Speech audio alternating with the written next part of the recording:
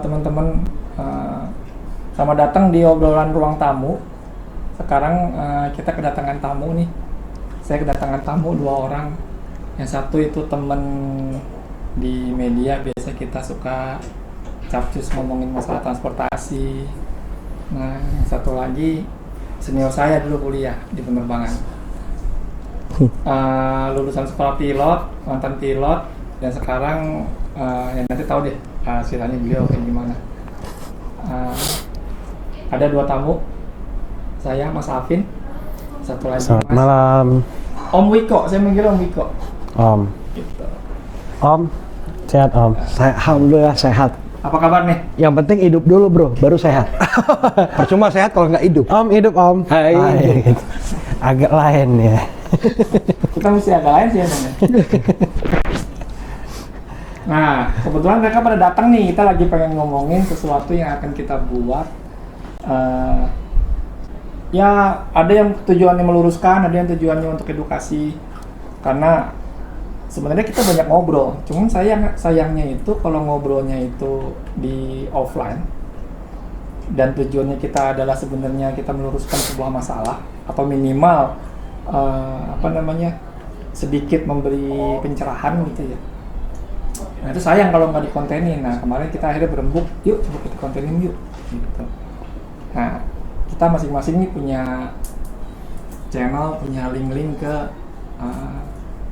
ada instansi terkait, ada teman-teman yang punya skill terkait, ada juga terutama rekan-rekan senior dan junior saya memang banyak di penerbangan. Nah dari Mas Alvin dulu, gimana Mas? Sekarang kerjanya apa? Kegiatannya apa tiap hari? Ya, saya udah tahu sih, cuma kan yang teman-teman yang lain belum tahu Mas Alvin ini siapa. Kita berikutnya baru Bang Wiko. Oh gitu. Ya. Manggilnya apa nih? Ya apa aja nih, kamu bebas. Oke, teman-teman, perkenalkan saya Alvin Ardiansyah. Hari-hari saya pastinya karena kita di sini kontennya tentang apa, maksudnya obrolan ruang tamu ya. Tapi secara garis besarnya kita kan di sini untuk ngebahas transportasi ya. Jadi kebetulan saya juga tiap hari adalah pengguna KRL. Jadi banyak masukan, banyak pengalaman juga yang menjadi makanan sehari-hari. Dan kebetulan juga saya bekerja di salah satu media online yang khusus membahas tentang transportasi. Jadi agak-agak nyambung dikit ya. Ada pengguna transportasi, saya pribadi, tapi juga hari-hari mengupdate tentang perkembangan dunia transportasi di Indonesia. Jadi nggak sekedar pengamat ya? Nggak sekedar pengamat, tapi juga jadi bukan pengamat dadakan. Nah, itu dulu lah, paling itu dulu ya. Nanti apa yang jadi pengalaman kita sebagai pengguna transportasi nanti kita sama-sama share lah gitu. Ya. Kalau Miko nih? Nah, ya kalau saya hari ini berhubung karena ABG saya kan ya. ABG apa tuh? Panjangannya apa Om? Aku baru gocap. Aku baru. Dan sekarang aktivitas sehari-hari umumnya saya lebih banyak di rumah. Ya, banyak di rumah. Ngapain? Orang bilang ya saya hari ini kebanyakan kita main tradingan aja. Oh, main trading. Ya, trading stok segala macam lah kita coba main kan. Kecuali nggak saya main cuman di kripto. Gitu ya. Alasannya saya sendiri nggak ada lah, tapi nggak usah disebut. Ya. Nah, tapi kenapa? Karena saya lebih suka itu bisa dikerjakan di rumah, sambil habis itu kita tidak selalu masuk ke market, tapi kita lebih banyak menganalisa.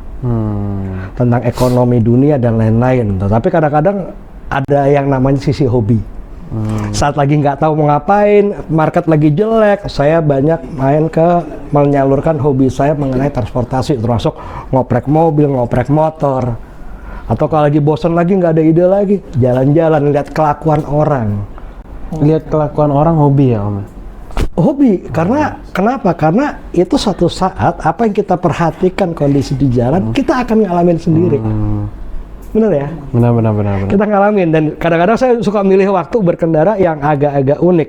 Jam pulang kantor, jam pergi kantor, jam istirahat, dan lain-lain. Saya pasti ada maknanya di situ. Jadi sambil jalan plus, misalkan cari jajanan. Jam 1, ini udah jam orang makan belum? Sudah selesai, tapi kan habis itu efeknya ada banyak arus balik ke kantor masing-masing. Nah, lihat kelakuannya apa. Akhir bulan apa efeknya? Kalau dia marketing, biasanya akhir bulan ada report hasil penjualan 1 bulan, nggak masuk target, diomelin, pulang ke rumah, bonus nggak dapat, bete. Nah, apa kira-kira sih psikologinya apa? Karena itu akan berpengaruh pada kita. Nah, kebanyakan sehari-hari lihat di situ. Di samping karena nggak tahu kenapa hobi dari kecil saya adalah dunia penerbangan dan transportasi, penerbangan terutama. Terakhir saya juga malah jadi berusaha mengembangkan, menjaga, karena saya sempat jadi trainer untuk defensive driving, defensive riding. Sempat juga kita masuk ke beberapa company untuk memberikan awareness kepada orang dan juga kepada komunitas otomotif yang saya terkait di dalamnya. Kadang-kadang, nih saya ada insight ini, siapa tahu ilmu ini berguna buat kita semua. Kita suka share seperti itu. Ya, pada dasarnya hari ini itu aja aktivitasnya. Kalau lagi nggak ada apa-apa, rumah bocor, naik genteng, ya kan? Atau lagi bosen, gue naik di jalan mulu, kondisi kereta api KRL kayak apa ya? Naik KRL, cuman buat tahu perkembangannya seperti apa hari ini. Apa yang sudah government korbankan pada hari ini, dalam maksudnya ya sumber dayanya mereka untuk memberikan pelayanan seperti apa yang mereka berikan kepada kita, dan efeknya buat kita sebagai ini, positifnya apa, negatifnya apa, pasti ada ya. Gitu, bengong-bengong pergi ke Bogor dari pagi, siang, sore, pulang. Nggak ada tujuan. Ya tujuannya memperhatikan tadi. Gitu, lihat fasilitasnya kayak apa, perkembangan tiap bulannya dari satu stasiun tambah bagus apa enggak. Kadang-kadang ngobrol sama orang naik kereta barusan, udah jelas orang naik kereta ditanya juga, Pak naik kereta Pak? Ya iya jelas gitu kan. Tapi dijawab lagi ya. Tapi dijawab lagi kan.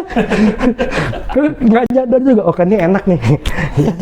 Menurut Bapak, oke tambah oke apa? Gunung apa? Gitu. Nah, komentar ini yang banyak, kadang-kadang masukan ini yang tidak mereka sampaikan kepada operator.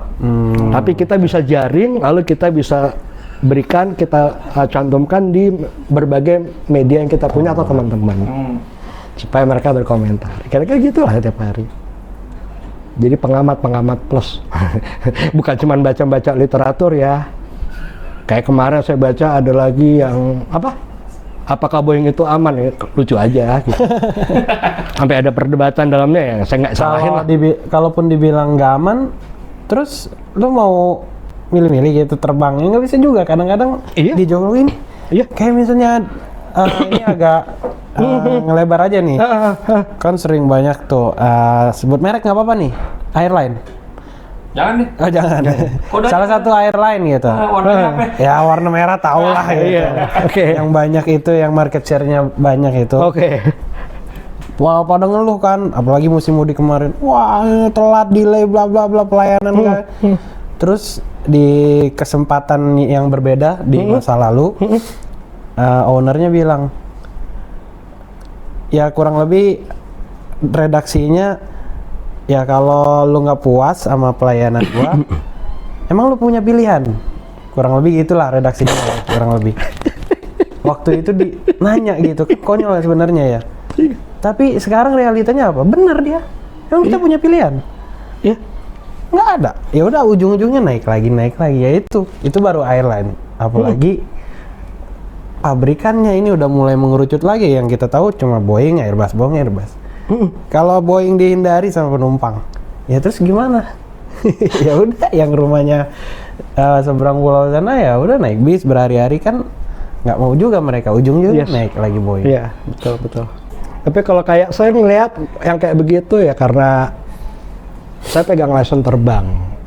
Ditanya apakah satu merek ini aman? Iya, selama maintenance dilakukan dengan baik, dengan cara yang sesuai dengan arahan, everything will be okay. Iya, salah satunya itu. Jadi regardless daripada brand, Betul, satu brand ya, betul. gitu. Dan itu kan berlaku untuk semua. Yes. Semua pesawat. Betul. Makanya brand manapun, termasuk brand Cina sekalipun yang katanya sekarang lagi rame. Oh iya, C919 Comac yang digunakan oleh Transnusa ya. Dalam tanda kutip diragukan. Iya. Karena saya punya satu pesawat yang saya suka banget dari dulu sebenarnya. Tapi nggak jadi masuk sini. Apa tuh Om? Masalah PNA, Sukhoi Superjet. Waduh. Itu desainnya buat saya seksi banget. Dan ada historical di belakang yang saya tahu, tetapi saya nggak mau ungkap lah di sini. Kenapa saya suka banget dengan pesawat itu? Believe it or not, one day kalau itu dibuka dengan the truth, itu akan kelihatan orang Indonesia yang desain. Kenapa? Next round. Kayaknya seru loh kalau gitu. Jadi, tar lu. Ini agak Seru nih, Min. biar lurus dulu nih. Jadi Superjet SSJ 100 ya? Iya, SSJ Superjet 100 itu yang desain orang Indonesia? Ada indikasi ke sana. Saya mendapati beberapa petunjuk ke arah situ. Oke. Ya. Gue baru tahu nih. Orang Indonesia. Walaupun sudah ada perubahan modifikasinya juga. Tapi base design. Oke, jadi base desainnya itu dari orang Indonesia. Karena gue taunya SSJ itu base desainnya si Canadair. Iya. Base desainnya kita pernah ngeliat kok bro modelnya terbang waktu di air show yang di Cengkareng. Waktu zaman kita kuliah kita pernah ikut air show. Iya, yang dulu bintang tamunya itu kan 777 sama Mirage 2000. Triple Seven, Mirage 2000 sama 96 Cengkareng. Sukhoi SU-27 Oh, SU-27. dengan Cobra Pugachev-nya. Kan kita lihat di situ, pokoknya yang gampang deh. Wah, begitu ada suara kanjrit. Ini hidup nih suara. Ini afterburner keluar semua orang keluar ngeliat tuh Sukhoi. Udah jelas karena suara dia antara Sukhoi F16 kita kayaknya waktu itu kita udah hafal nih beda suaranya masing-masing. Iya. Ya itu ada kisahnya di situ nantilah gitu. Sangat sayang kan ya. Iya, tapi ada masalah ekonomi kalau kita yang berpengaruh. Tetapi itu baru dugaan loh. Tapi kalau itu benar, itu misalkan itu betul, itu kan berarti menunjukkan bahwa potensinya bangsa kita sendiri. Kita nggak kalah pintar. Buktinya satu di situ. Walaupun sekarang ada lagi Endo 19 yang lagi dibangun, lagi diproduksi ya katanya ya. Saya mah suka-suka aja. Kenapa dengan adanya satu yang terbang CN235 saya bangga. Kenapa? It was built from yang bangun siapa? My people.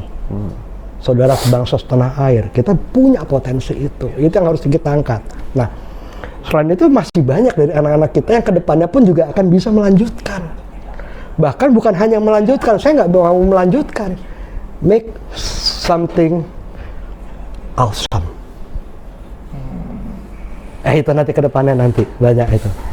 Gitu. Nah itu selain branded. Mau apapun sama. Apapun akan sama. Mau pakai boleh percaya boleh nggak waktu saya terbang, saya pengen banget terbangin apa?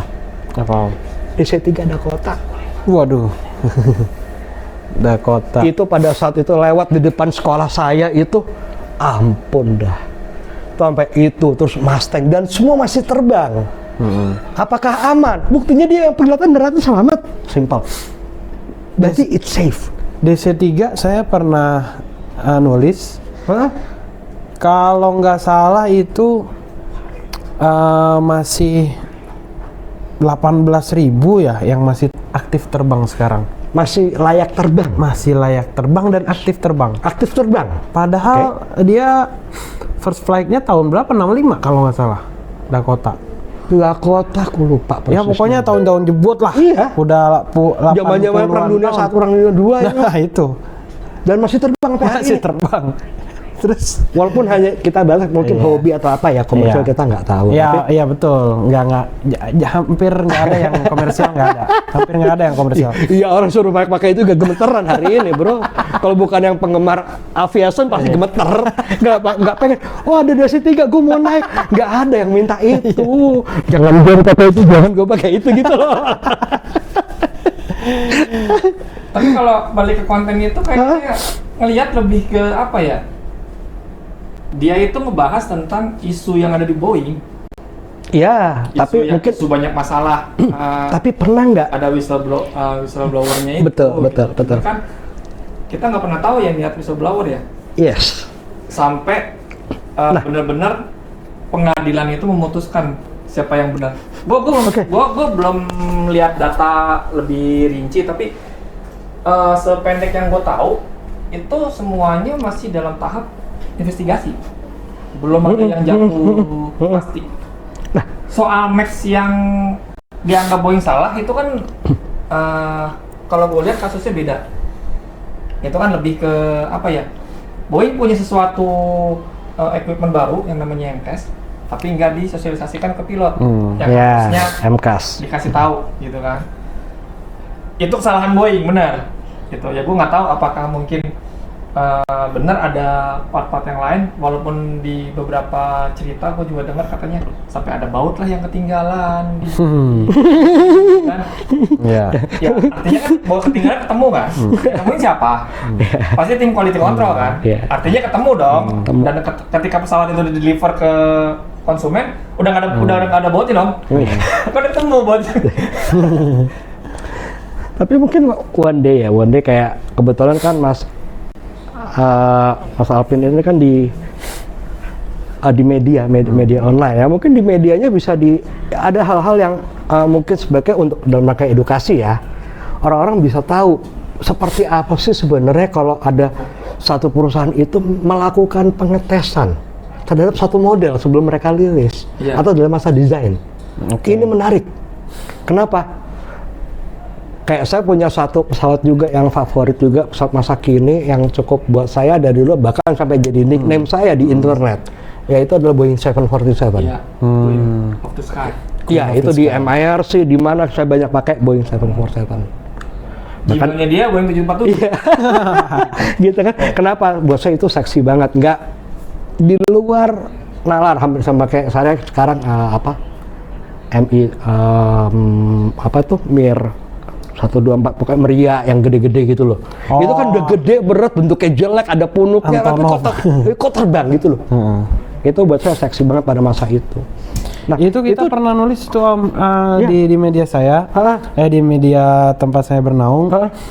Tadi kan Om bilang sebelum pesawat itu operatingnya gitu, rilis, itu tesnya banyak banget dan kurang lebih tahapannya itu ada 5. Nah, nanti tahapan 5 tapi di checklistnya udah ratusan itu. Iya, ratusan. Tentu. Kita membaginya itu. Membagi tulisannya. Ini nanti ada tulisannya bisa muncul di sini. Kenapa? Karena kalau sekarang ini udah zamannya enak. Orang mau cari apa, masuk YouTube, masuk mana-mana pasti nemu. Zaman kami kuliah dulu nggak ada apa-apa patokannya, pokoknya ke British Council, baca buku Flight International kayak gitu-gitu kan. Bener dulu tuh. Iya kan? Kita baca sampai gimana ceritanya, gue mau lihat videonya.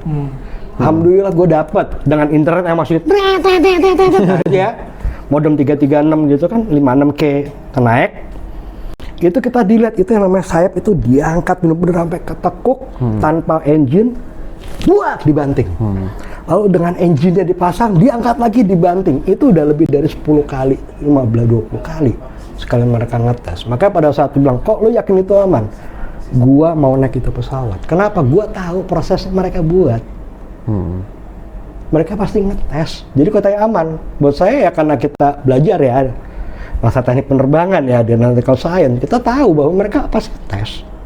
Dan yang bikin yang nggak aman itu kan cuma 2, maintenance atau satu lagi human error. Udah cuma 2. Selama semuanya ini exactly kita yakin aman. Terlepas dari masalah nasib lu mati apa kagak, memang sudah. Itu lah lain urusan. Kita nggak ngomong itulah ya. Kita ngomong baik-baik science aja dulu hari ini. Karena biasanya yang lagi sial-sial itu bahkan ada yang terselamatkan dengan sialnya. Contohnya ada orang ketinggalan pesawat, sial nggak? Buat dia bilang, oh gua sial. Nggak banyak pesawatnya crash. Kalian pesawat? Ada. Gue pernah ketemu orangnya. Banyak gitu ya kan, kita nggak usah ngomong masalah sial untung, lain cerita itu. Gitu loh. Jadi kalau tentang masalah aman, kita mungkin bisa lebih ke arah yang lain. Apakah dengan yang merek lain aman? Nah, apakah ada penerbangan kita sendiri? Kayak tadi kita ngobrol tentang apa, Comac. Iya, Nah ini juga Comac menarik. Comac katanya pesawat Cina. Padahal kalau kita bedah ya, pasti yang unsur Cinanya engine, avionik, apalagi landing gear. Landing gear-nya udah Honeywell. Okay. Amerika punya. Avionik pakainya Thales kalau nggak salah. Thales. Thales. Oke. Iya, Prancis punya. Mesin CFM. Amerika Prancis. Apa lagi? Seri lip lagi yang dipakai sama kayak Neo sama Iya, kadang-kadang ngegelitik gitu. Pesawat Cina. Ketika dibedah, ya Allah, unsur Cinanya ya memang ada. Iya, udah pasti ada. Ada paling dari katakanlah 20 gitu. Paling 3 gitu. Tapi kalau gue rasa gini sih, kenapa mesti Cinanya gitu loh? Nah, itu. Bro, berkali-kali kita dapat info ada handphone lagi dicas meledak, handphone Cina bukan? Masih kita beli nggak? Kita pakai nggak? Iya, enggak. Lu pakai handphone apa juga lu buka brand of made of China? Nah, kenapa terkesan bahwa Cina itu adalah barang jelek, gitu, barang yang busuk? Iya, masa lalu, tapi mungkin Kayak, juga oke. Apa namanya? Banyak yang bilang pernah sama gue, dalam satu obrolan itu katanya Cina itu kenapa barang yang jelek? Karena mereka itu menjiplak. Oke. Jiplak. Oke. Tapi sependek yang gue tahu, kayak kereta cepat, mereka tuh nggak ngejiplak loh. Mereka beli license sama Mitsubishi, sama Siemens, Yes. Yes. sama apa namanya Prancis. Kalau mereka kayaknya pakainya konsepnya sebenarnya gini, bro. ATM, bro. Amati, tiru, modifikasi. Iya, amati tiru modifikasi, tapi bukan sekedar amati tiru modifikasi itu mereka beli Jiplak, barang harus ditiru. Mereka kan ngambil license. Oh, itu bagus. Itu Resmi. sah bagus karena memang Artinya ketika dia ngebangun seri kereta cepat seri yang pertama itu yang bentuknya sama kayak punya Jepang, dan itu kan berarti karena dia udah beli license, berarti kan harusnya dalam pembuatannya udah ada pendampingan dari timnya Jepang. Iya, betul. betul, udah pasti ada atau ada pengawasannya segala macam kan. Jadi gimana? Comac kesimpulannya aman gak nih? Sampai aman Comac apa Boeing ya? Gampang deh, yang paling gampang adalah kita lihat berapa penerbangan, rekornya gimana, accident-nya berapa. Ya pasti Itu Comac lebih realistis. sedikit kan, Realistis. karena flying hour-nya Ya. populasinya juga. Cari yang kira-kira seumuran lah. Semua. Dan kita nggak hanya data dalam negeri loh. Dia di Cinanya sendiri operasinya dari kapan, data Oke. accident-nya seperti apa. Ini baru kita compare. Iya. Tapi Gitu kan loh. kalau di penggunaan di Cina aja mungkin geografinya sama apa namanya medannya juga berbeda, Om. Beda, karakter pilotnya juga beda, Ya, bro. karakternya juga beda. Karakter kita keren kok. Karakter kita keren. Karakter kita keren, pilot-pilot paling pemberani, paling dalam konteks nekat juga kita punya. Oke, berarti nanti kalau udah ARJ udah pernah nyoba Transnusa? Belum pernah dapet. Belum pernah Belum pernah dapet. dapat. ARJ. ARJ udah masuk kan Transnusa? Oh, yang punya si Transnusa. Iya. Iya. Penasaran tuh pengen nyobain. Nah, tolong Cobain. Transnusa nih. Semoga Transnusa nonton ya video ini. Cobain. Nah, habis ARJ nanti kita coba 919-nya. Kalau udah masuk. Kemarin kalau nggak salah di GMF ya, pameran 919. Lu datang nggak? Diundang nggak? GMF? Di GMF? Oh iya. Pamerin. Ada enggak, 3 hari saya nggak datang, Tapi dapat rilisnya aja. Nah, sebelum nanti resmi beroperasi di Indonesia nih, katanya Om pernah apa ngitung-ngitung atau apalah itu ngamatin, katanya 919 Oh. Comac lebih efisien Istilahnya mah lebih irit, iya. Lebih irit Oke. bahan bakar dibanding Pernah Boeing. Efisien, irit, atau ini Menguntungkan apa? valuable. Valuable. Kalau kayak kemarin itu kita bilangnya gini, kebetulan sama teman-teman beberapa teman pernah diminta untuk ini kalau saya mau bikin perusahaan penerbangan dalam artian perusahaan kargo. Ataupun sempat ada plesetin lagi satu untuk passenger, penumpang. Ya. Jadi kita coba buat analisanya gitu, dan ternyata yang paling profitable Comex. Comex murah ya? Murah bro, murah. Lo lihat deh di ntar harganya berapa. Kalau Ntar lu. di kelasnya kan sekarang yang masih paling murah Boeing kan? Dibandingin Airbus. Murah apanya nih? Harga. Nggak, kalau kayak Harga gitu mah kita nggak ada yang mengikat. nggak, kita perlu lihat lagi, ada banyak ya, kayak Harga banyak. harga sekian, dia dengan harga segitu dapat fasilitas apa saja. Airbus ngasih apa aja, mereka ngasih apa aja, karena kebetulan kan kayak Airbus, adik saya itu penerbang Airbus, dia sampai dikirim bolak-balik dia, dan treatmentnya beda banget. Airbus antara Airbus dengan pelatihan Airbus dengan pelatihan Boeing yang dia terima itu beda, dan dia merasa lebih, gua kalau di Airbus juga udah kayak raja gue katanya, lebih daripada Boeing. Gitu loh ya, makanya kita perlu lihat itu secara visible aja, secara kelaikan, kepantasan aja, karena mungkin ya harga akan berbeda. Kalau profit ya mungkin Boeing udah pasti harus profit lah. Oke. Siapa pembuat pesawat manapun pasti cari profit. Kalau enggak mah dia bikin yayasan sosial kali bos. Pasti bikin profit. Cuman profitnya berapa, teknik hanya mereka yang tahu formulanya. Mungkin manpowernya murah atau whatever, kita nggak tahu. Materialnya bisa dapat murah gitu ya, nggak tahu. Gitu loh. Berarti Comex berapa tahun lagi nih? Berapa puluh tahun lagi bisa ngambil atau menyamai market share-nya Boeing Airbus nih? Itu nanti yang akan benar sama kayak seperti saya trading harian. Ini secara teori perusahaan ini bagus, harga sahamnya sekian, tetapi kenapa market bergerak begini? Nah, yang paling benar yang mana? Market ya. Market yang akan menentukan ini bagus apa enggak ya. Market choose. Nah, sekarang marketnya yang ada sekarang gimana trennya? Ya trennya kan gini aja. Saya juga nggak bisa ngomong secara detail. Mereka lebih bagusnya bergeser ke mana? Enggak, kita kan bukan siapa-siapa. Tapi kita kali pertanyaannya, mana yang paling benar? Ya kalau saya yang punya duit, ya saya baru akan pikir, ya gue pilih Comex. Kenapa? Dari harga bla bla bla, ya gue punya pertimbangan sendiri. Operasional cost-nya berapa segala macam, ya gue punya perhitungan. Makanya profitable. Yes. Ngomongin politik itu kan sekarang lagi rame Mahkamah Konstitusi nih.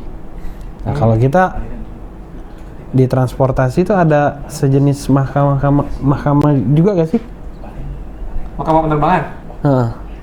Kan di luar udah ada tuh. Ada. Mahkamah penerbangan. Harusnya kita punya sih tuh. Idealnya sih punya. Berarti kita sekarang belum ada? Belum pernah denger. Dan kayaknya nggak ada. Mahkamah penerbangan buat yang udara ya. Mahkamah perhubungan darat kali ya. Mahkamah transportasi darat. Mahkamah darat ya. Mahkamah laut. Laut udah ada. Udah ada. Berarti yang ya? Laut belum juga. Belum. Tapi regulasinya Regulasinya udah. Nyatanya udah ada. Iya, sama. Cuma di domestiknya belum ada. Coba cek. Mahkamah Transportasi Laut. Nah. Susah juga kalau Ya Mahkamah Transportasi lah kalau globalnya ya. Kita lihat ya secara umum. Bisa ya Mahkamah Transportasi. Jadi ada udara, laut, darat. Nah, memang Mahkamah Pelayaran ada. Nah, ada kan Mahkamah Pelayaran? Yes. Perkuat Mahkamah Pelayaran, Kemenhub lantik anggota panel. Ya. Oke, ya. Nanti ada Mahkamah Pelayaran. Berarti malah laut lebih selangkah lebih duluan. Lebih duluan. Walaupun memang sebenarnya belum ada malah ya? Belum. Nggak ada nih. Kan sempat waktu tahun berapa ya? Tahun 2012 atau 2008 gitu, nanti bisa dicek. Itu sempat diusulkan. Sama para ahli lah. Kemudian sampai ke DPR. sudah rapat komisi waktu itu, tapi nggak tahu pertimbangan apa akhirnya nggak jadi tuh mahkamah penerbangan itu. Entah apa namanya kajian yang kurang lah atau apa ya dan sebagainya lah gitu. Pada akhirnya itu mentah. Entah lagi. Ya kan? Oh, kok gini susah nih. Tapi ini berita tahun berapa ya? Indonesia belum perlu mahkamah penerbangan.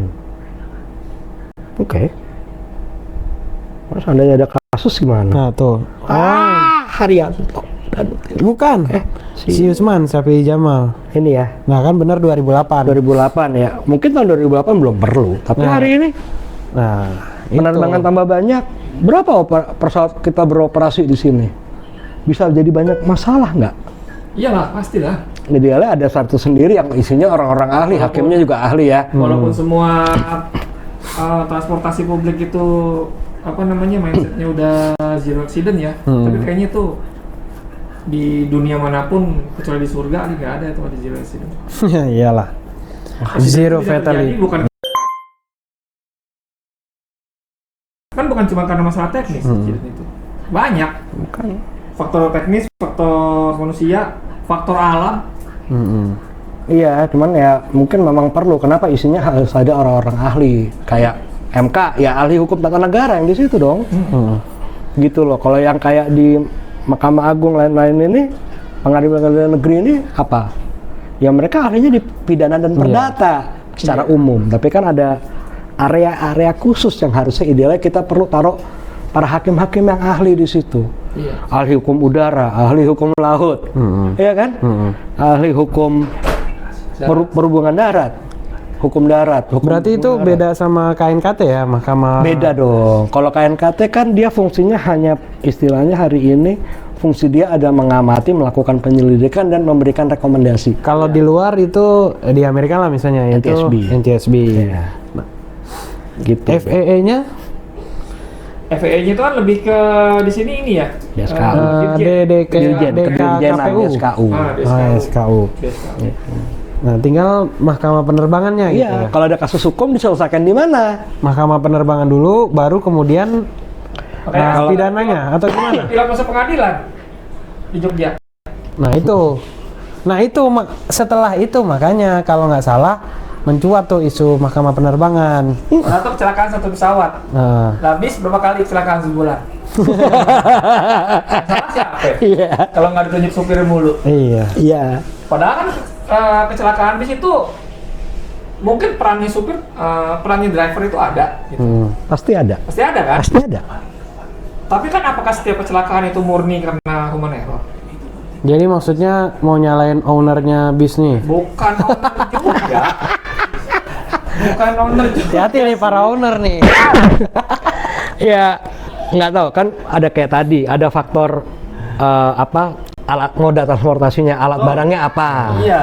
Lalu ada lagi, dia kan harus ada yang ngendalin dong, ini belum otonomus. Pasti ada yang mengendalikan. Betul. Ya kan? Lalu satu lagi apa? Tadi udah cuaca sudah. Bisnya sendiri lalu Alam. operator alam. Bisa jadi. Lalu nanti bisa jadi nggak owner ini atau bahkan manufaktur terlibat? Pasti bisa. Ownernya pakai syarat ini hanya mengikuti keinginan pemesan. Apakah si manufaktur patut disalahkan? Kan ini nyelesain pesanan. Jangan yang ngasih pesanan nggak paham. Atau kita perlu lihat lagi, manufakturnya udah ngasih reply balik belum? Pak, yang ini kan perlengkapan wajib.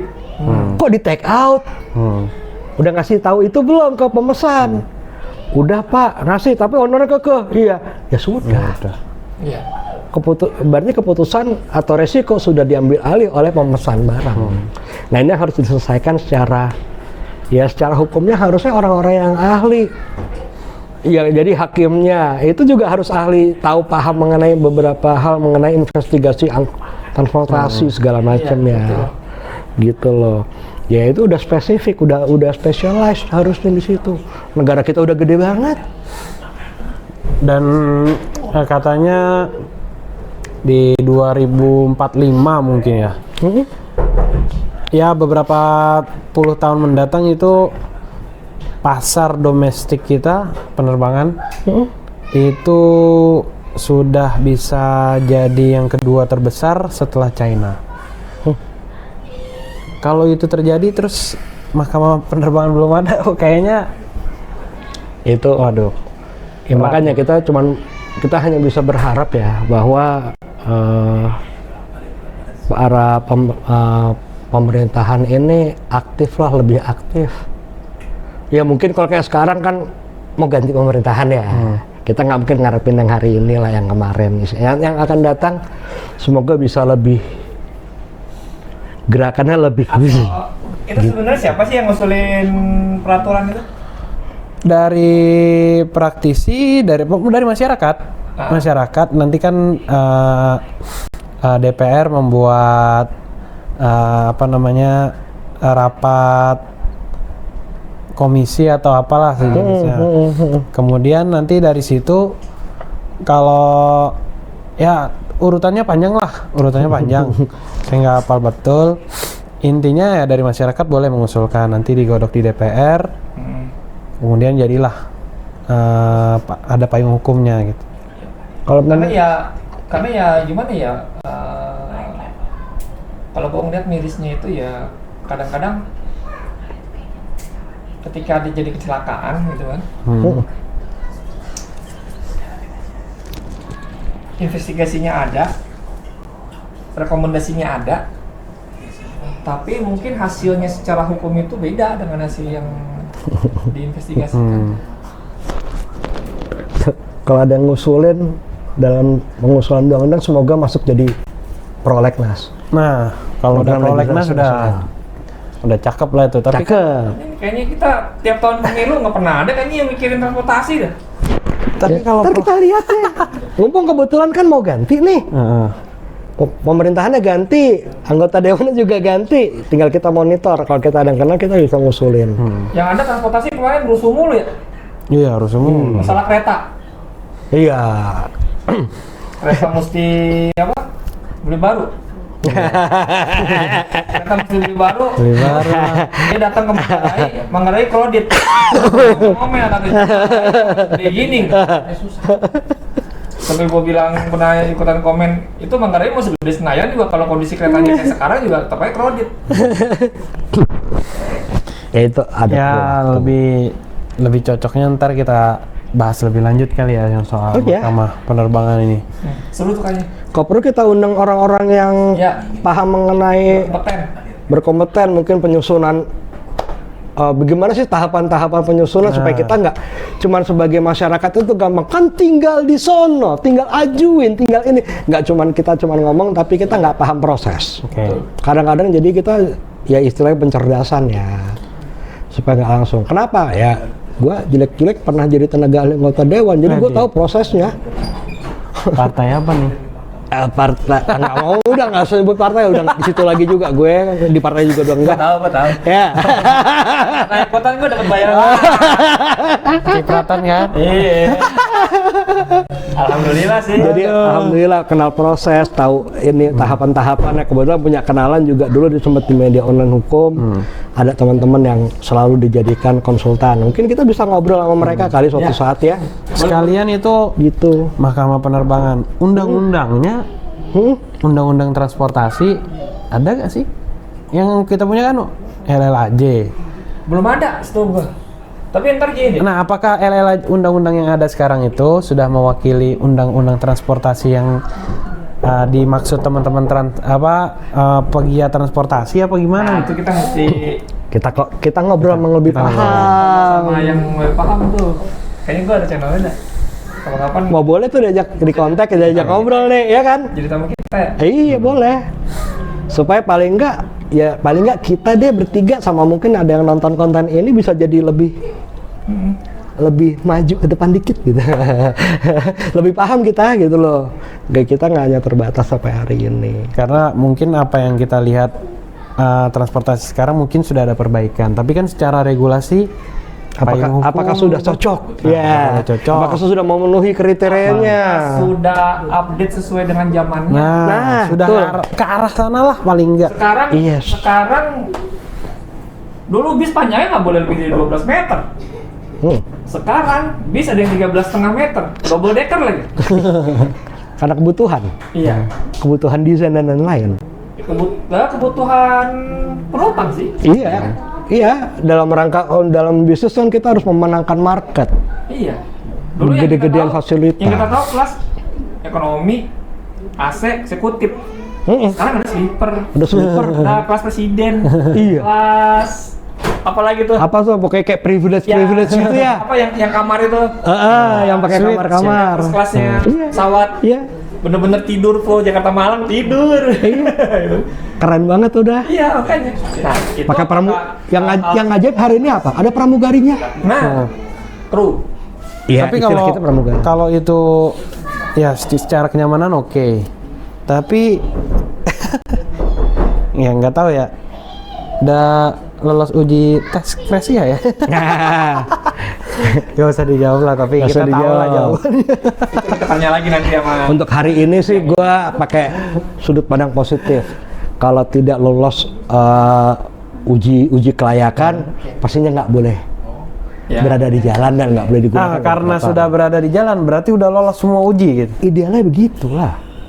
Mengenai faktanya apa enggak kan kita nggak bakal kita datang ke perusahaan bis, Pak ini saya minta bukti kirnya, nggak mungkin juga kita rempong.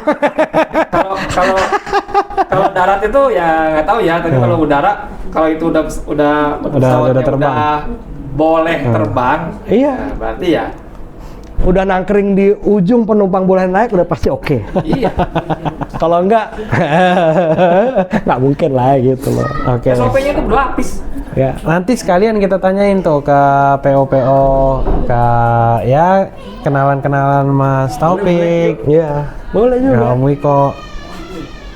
Apakah mereka udah lulus uji tes crash gitu? Apa jangan-jangan telur ayam nih? Siapa yang duluan? Yang PO bilang, ya aku harus seri lah. Harus seri bilang PO lah. Lempar-lemparan. Telur ayam lah. Bisa lucu tuh kita duduk sambil minum kopi rame-rame.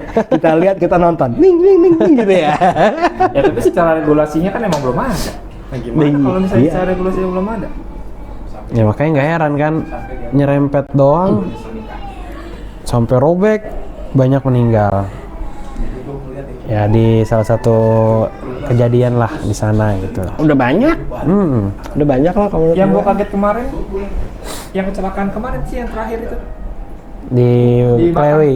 Ah di iya. Batam, di Batam. Itu kan gua ngeliat bis cuma nyender doang di parit, tapi 7 orang meninggal. Nah itu. Enggak, aku bingung gimana itu loh, apa namanya fatality-nya. Iya, fatality-nya. Ya padahal nyandar dia ya gitu. Padahal dia cuma nyender doang. Gua sampai sekarang belum ngeliat sih bagaimana sampingnya itu. Nah, itu. Kondisinya kayak gimana. Apalagi kayak salah satu manufaktur gitu ya, kejepit kontainer, nyeruduk kolong kontainer. Kayak gimana itu bentukannya ya? Banyak sih. Kalau misalnya kita tabrakannya tumburan, kalau misalnya kayak pesawat deh, misalnya pesawat emergency landing gitu, itu kan cedera parah dan sampai kematian itu kan bisa gara-gara kursi lepas, jebret, ngehantam yang depan, mulai dari patah badan sampai patah kaki gitu. Iya. Yang patah kan itu kan, kursi lepas itu. Kalau di bis sekarang, mungkin ya sih kursi lepas, tapi kayaknya kalau gue lihat sih kayaknya enggak sih. Oke. Tapi tadi ada yang meninggal di kecelakaan yang di Batam itu. Dapat kompensasi berapa ya? Paling dari Jasara Harja paling 50 juta ya Iya. korban meninggal. Tapi waktu kemarin lebaran ada lagi isu yang lebih ramai. Apa? Yang Grand Max dihantam sama Oh iya. Prima Jasa. Waduh. Grand Max Travel penumpang ya dapat kompensasi. Dari Jasara Harja. Infonya seperti itu. Nah, Padahal dia kan plat hitam, bukan plat kuning. oke. Banyak nih dari yang di Batang dulu deh. Meninggal 50 juta. Terus udah 50 juta aja berarti. Wah, itu gua nggak ngikutin. Waktu itu emang Oke. gua nggak ngikutin. Nanti kita bisa sama-sama cari tahu lah. Poinnya adalah kalau di pesawat kan ada 1,25 M tuh dari airline. Dari airline. Itu kan dia mengacu ke peraturan yang internasional. nah, kita nggak ada angkutan internasional ya kalau jalan. Aduh. Jasa raharnya berapa kalau pesawat? Sama 50. Sama. 50 juga. 50? Meninggal 50. Dikit amat. Ya itu debatable lah, tapi yang jelas 50 juta. Zaman peraturan itu dibikin itu gede banget. nah, kan belum diperbarui berarti. Nah, Belum diupdate ya. Gini deh. Nilai valuasi uangnya beda Kita mungkin. mesti ngeliat sih. Waktu zaman peraturan itu dibikin, uang 50 juta itu nilainya berapa dolar? Gede banget. Ya nggak tahu ya, tahun Iya, berapa sih itu? ada hubungan dengan inflasi dan lain-lain Iya, itu betul. kan. Artinya kalau misalnya zaman dulu kan kayaknya sebelum kerusuhan tuh dolar kan cuma 1.500 ya. Yes. Anggap aja misalnya peraturan itu memang dibuat pada tahun sebelum itu. Ya masih dolar masih 1.500. Berarti 50 juta tuh berapa dolar? Nah, kalau Lumayan, waktu ya. itu sekitar katakan waktu itu nilai sekitar tahun 2000 1000 lah. 2000 lah katakan pakai tahun 2000 biar gampang. Berarti kalau 50 juta sama dengan Taruhlah gampang. bagi 2000. Nah kalau lihat sekarang kan dolar 15.000. Berarti kan 10 kali lipat. Harusnya berarti nilainya 10 kali lipat dong. 50 juta kali 10 Yes. kali lipat. Nah. 500 juta. Yes. Oke, itu soal nominalnya. Nah, Tapi yang tadi tuh yang soal equality-nya ini, penumpang udara dapat 1,25 M dari airline. Penumpang darat dapat berapa tuh dari PO-nya gitu? Ya harusnya 1,25 M ya. Tapi takutnya nanti dia bilang mau apa nyari selamat bayar selawe gitu. Mau murah kok mau selamat. kan nggak cuma bis. Kereta juga sama. Iya, idealnya sama. Kompensasi nggak dari KAI? Enggak. Kalau kecelakaan? Ya dapat. Enggak dari KAI-nya. Kompensasi dapat. Dapat. Dapat dari Berapa KAI-nya. dari KAI? Nah, soal gedenya itu yang nggak pasti jauh dari airline 1,25 M. Kereta. Iya. 1,25. Enggak jauh dari angka itu. Iya. Paling berapa sama lah angkanya sama darat. Itu aja kan udah Tapi KAI dapat ya? dapat. Itu menarik tuh. Ini kontennya bisa panjang loh nih. Ya kita udah 1 jam lebih sih. Ada yang telepon barusan. Iya. Oke. Ada yang mau jemput. Malu bawa bapak.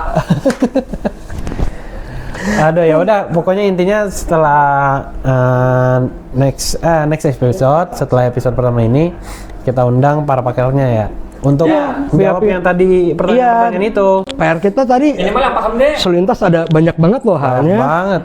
Peraturannya gimana, lalu siapa mungkin ada ahli ekonominya kayak tadi kenapa mungkin ahli perasuransian nih kenapa nilai begini kapan mungkin mereka yang lebih cocok ya. Iya. Kalau kayak kita yang ngomong Sebenarnya cuma bertanya. bertanya. Ya, lempar isu aja. Ikut siapa sih kita? Iyalah, masa kita ngobrol tentang apa? Perpajakan, sistem ekonomi, begitu ditanya siapa lu kok? Gue cuma sarjana teknik penerbangan bro, orang mikir ngomong ekonomi lu tahu apa ya kan gitu ya. Apalagi saya jurnalis tapi sastra Arab. Aku cuma buat bikin miniatur. Pengrajin. Makanya kita nanti kita buat secara lebih pas buat yang bicara. Kalau ngomong hukum, walaupun saya pernah di media hukum, tahu proses, kita semua pada tahu ya undang-undang. Mungkin kita cari teman-teman kita nih siapa nih ya, pihak-pihak mana yang memang titelnya dia khusus memang hukum. Saya ada usul nanti. Atau koper yang memang hukum penerbangan atau hukum transportasi LLM. Nah itu salah satu prof Gitu. panutan Oke. itu. Oh iya itu.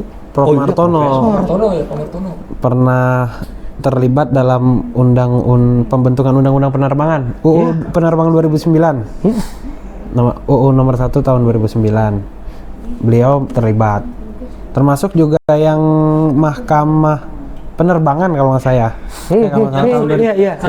salah satu yang ngusulin dan dimintai pendapat ahli. ya pendapat Sebagai ahli pendapat ahli. betul pasti Tapi nggak lolos.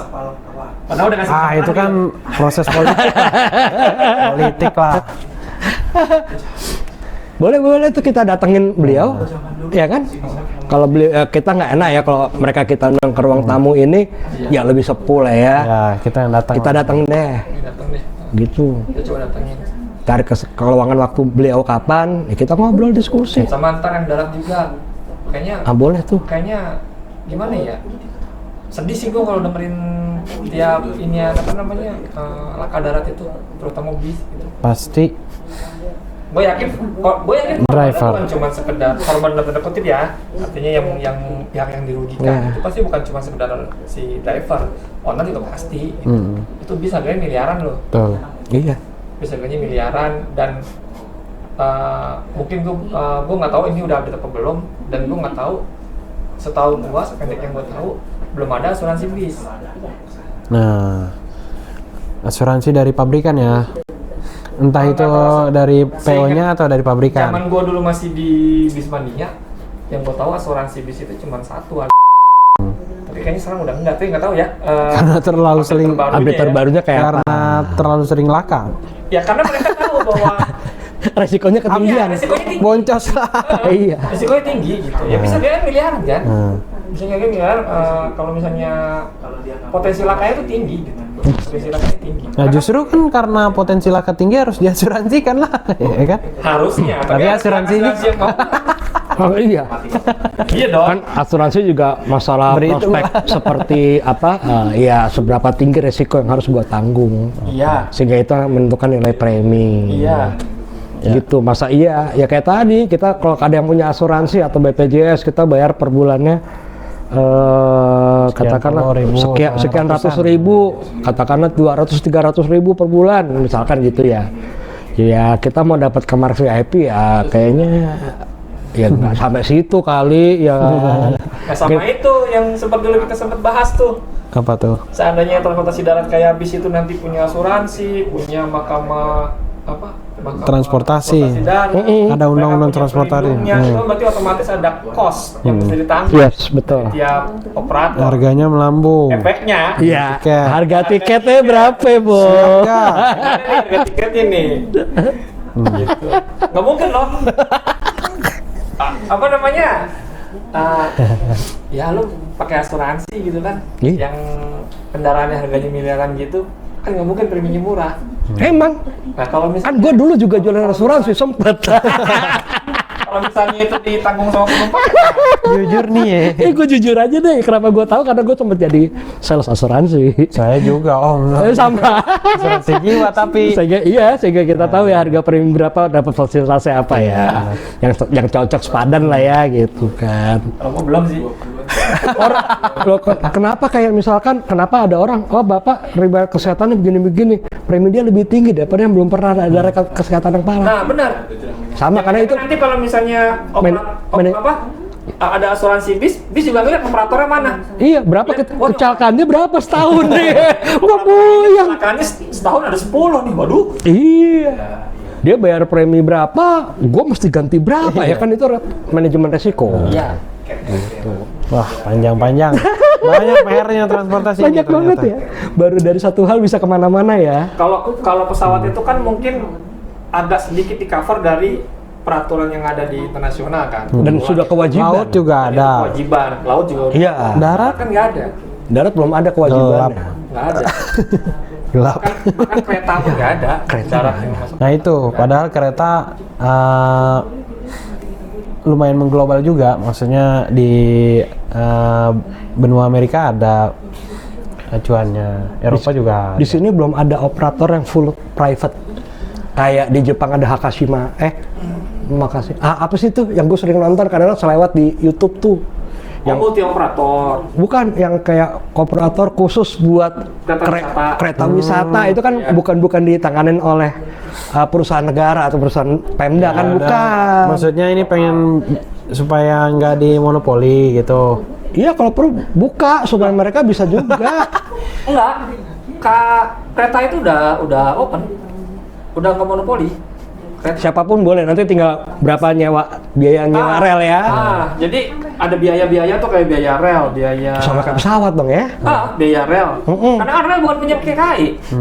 Iya. Sebagian besar rel punya Kemenhub. Kemenhub di CKI. Iya. Oh iya nanti. KKI bayar rel loh. Kayak makanya kayak aja bayar ya. nggak bayar. Bayarnya loh, makanya Oke. lebih mahal. Nah, karena sewanya mahal. Itu yang nggak pernah dibuka juga nih. Nah, itu. Jadi kita masyarakat juga nggak paham nih urusan. Kadang-kadang Masalahnya, teriak yang harga mahal sependek yang gitu. gue tahu, investasi buat kereta itu gede banget. Betul. Yes. Gede banget. Seinget gue dulu SteadyShip mau masuk, tapi nggak ada kabarnya lagi. Pasti masalah urusan cost return of Itu investment. baru kayak gitu. kereta investasi, belum nanti bayar sewa rel, Sewa stasiun. sewa stasiun kalau misalnya dia nggak bikin stasiun sendiri, Yes. persinyalan. Bakal bisa jadi ada tuh biaya-biayanya tuh. Kayak urusan bisnis lah ya. Pusing juga tuh. Jadi kadang-kadang orang sekarang kan bilang, wah monopoli gitu. Ya sebenarnya bukan monopoli, emang karena nggak ada yang Nggak ada mau. nggak ada yang berani bisnis itu. Soalnya gue sering lihat ya Untungnya ada kayak, BUMN gitu. kayak tadi di YouTube gue ngeliat gimana mereka ngetes pesawat, ngetes kapal gitu, gue suka lihat itu. Termasuk tiba-tiba, ada kereta wisata di Jepang. Anjir, dari yang kelas wisata biasa sampai yang gila yang kompartemen yang lu datang ini udah disiapin segala macam, ada lounge-nya sendiri. Ih, wow, Jadi, Jepang itu asik salah nih. Jepang itu salah satu negara yang kereta wisatanya paling banyak. Jadi nggak cuma satu, Iya, ada banyak. Seven Star Kyushu, apa sih Akashima itu yang bentuk keretanya kayak kapal alien. iya, Nah, itu dia tuh, semuanya- keren banget tuh. semuanya kaca itu. Nah, itu baru 2 tuh yang ketahuan. Tapi ada lagi yang lain gue pernah lihat. Kalau kita lihat, dan harganya nggak murah loh. Sangat tidak murah. 50 juta sampai Iya. 100 juta. Iya, Dan penumpangnya antri. iya. Wow. Penumpangnya antri cuy. Amazing, cuman datang satu ke sini. Terus ngelihat masalah apa Gue otentik sashimi whatever lah itu Iya. kan. Sampai ke vineyard ke pabrik sake tertua di Betul. Jepang. Ih, dan dia kan satu kereta tuh nggak banyak ya. nggak banyak. Nggak banyak kan Nggak orangnya banyak. kan. Makanya gue pernah ngecek tuh satu tuh. Ngantri 2 tahun. Gila kalau Ya, boleh. 2 tahun ngantri sih. keren. Keren. Nah, gue berpikir apakah KAI nggak berpikir dengan hal yang sama? Tapi kalau kita ngeliat sebenarnya KAI punya kan kereta Iya, wisata. tahu. udah ada kan kereta-kereta wisata. spesialnya dia kan udah Spesial. keluar. Tapi yang skemanya kayak itu belum ada. Padahal kan mungkin kalau misalnya KAI, kalau gue tuh sempat berpikir pengen partneran gitu sama KAI gitu kan. Kita jadi travel agent, KAI nyiapin kereta, kita yang punya plannya, kan bisa aja kan misalnya Bisa. dari Jakarta dari Jakarta ke Bogor deh yang jauh-jauh, Sukabumi. Lo tinggal nyiapin satu desa wisata di beberapa titik Ya. dekat stasiun di situ, Iya, kan bisa. iya. Secara ekonomi daerah situ Atau terbantu. ngembangin trayek Jakarta Bali. Reaktivasi katanya. Kan lu pernah naik kereta ke Bali nggak? Nggak. Naik kereta. Gue beli tiketnya kereta. Nyampainya ke Bali. Karena di Banyuwangi tuker pakai bis. Iya, gitu. Kan bisa. Iya, pakai damri. Iya, kan bisa. Ide bisnis, potensi bisnis banyak aja. Ya cuman kalau Bali lagi ada masalah itunya kan, emang dia kan nggak mau terlalu nggak mau Ya. terlalu. Alasannya kenapa Bali itu nggak dibikin jembatan, padahal bisa banget gitu. Ya karena Ya, emang ada kearifan lokal lah ya. bukan biar mereka tuh ya orang nggak gampang masuk. Kalau ada jembatan tuh orang bisa sembarangan masuk. Dan itu bisa merusak tatanan Budaya. budaya dan mereka di sana. Dalam kondisi sekarang aja yang kayak gitu aja udah kayak gitu, apalagi nanti udah ada jembatan kayak Suramadu segitu panjang aja masih bisa nyeberangin kok. Selat Bali kan pendek, nggak sepanjang Suramadu. Oh, ada unsur geologi kalau nggak salah di sana, Iya. nggak memungkinkan. Gitu. Itu sependek yang gue tahu ya, tapi nggak tahu di update kayak gimana. Tapi sependek yang gue tahu kayak gitu, jadi emang ada ya apa ya, orang-orang Bali tuh nggak mau kalau Bali itu dibikin akses gede banget, itu nggak mau. Terbatas. Ya udah, besok siapa yang kontak Profesor Martono? Oke, ntar Kita kan udah ada. Oke, siap. Tanyain Ditutup kampus dulu. aja. Eh? Tanyain kampus. Ya udah, gampang lah. Nanti kita kontak lah ya. Nah, Kita yang penting kan kita punya network. Kita berdayakan network kita ya. Iya. Siap. Ya, sayang lah kita kebanyakan ngobrol-ngobrol, biasanya sebenarnya kalau menurut gue ngobrolnya bermanfaat gitu. Sayang aja kalau misalnya nggak diiniin kan. Iya sih. Mulai dari yang ruang tamu, ngomongin apa namanya transportasi, kan? Ngomongin traveling. Nah temen gua traveling banyak loh, teman-teman travel guide. Oke, itu menarik karena Travel gitu kan. setiap orang hari ini sibuk mikir ngisi pundi-pundi, ngisi dompet, stres, perlu liburan. Ya. Liburannya kita datengin tukang liburan. Iya kan? Kita liburan sendiri aja. Ya nggak perlu. Temen lu kita tes, saya suruh bikin program buat kita, ya nggak? Benar. Kita tes, emang lu keren. Kalau keren buatin program dong buat kita, ya kan? Kalau Miniatur yang dunia gua. Ntar coba gua bikin konten-kontennya gitu kan. Karena ada temen-temen gua di miniatur yang dari dulu udah bilang, "Pik, kapan bikin kontennya? Kapan bikin kontennya?" Aduh. Ya pada akhirnya sekarang coba deh gitu kan. Karena ya yang dari gue bilang kok, Pin, sayang kan kita sering ngobrol sebenarnya kan. Sering ngobrol dan kalau menurut gue obrolan itu sebenarnya bagus kalau bisa untuk di-share gitu. Iya. Kalau gue cuma sekedar ngetik di sosial media itu kadang-kadang bahasa tulisan ketikan itu suka berbeda persepsi sama apa Iya, satu arah nggak suka. Betul. Ya kan emang enaknya kita ketemu diskusi, pertama kita bisa sambung rasa, sambung hati, sambung pemikiran, kita bisa sinkronin. Tapi kalau sinkronin, maksudnya ya kita boleh berbeda, tetap berbeda, tetapi sinkronisasi kita dalam beberapa hal bisa terjadi dalam waktu sekian detik. Kalau cuman kalau di sosmed ya nunggu kapan yang lu muncul, nggak ada batasan waktu. Oke. Terlalu lama. Emang enakan sambil ngobrol begini, ide bisa keluar baru apa. Oke lah. kita kalau ada kopinya. Nah, Kopinya jauh di sana tuh kopinya. Nah, kopi. Udah. Nah. Ya udah ditutup dulu. Ya deh.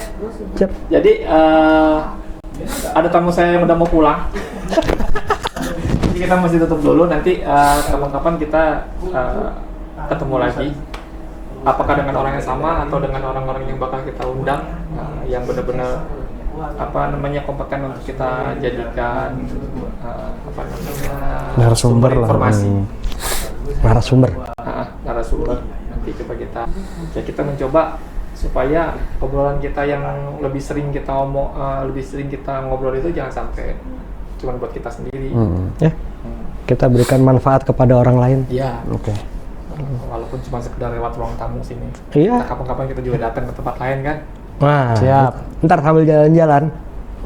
Sambil jalan-jalan, bro. Siapa tahu dia punya tempat kuliner yang menarik, ya kan? Yang travel guide siapa tahu Yoi. ini kan. Ya kalau dia nggak tahu, jangan sebut dia guide lah.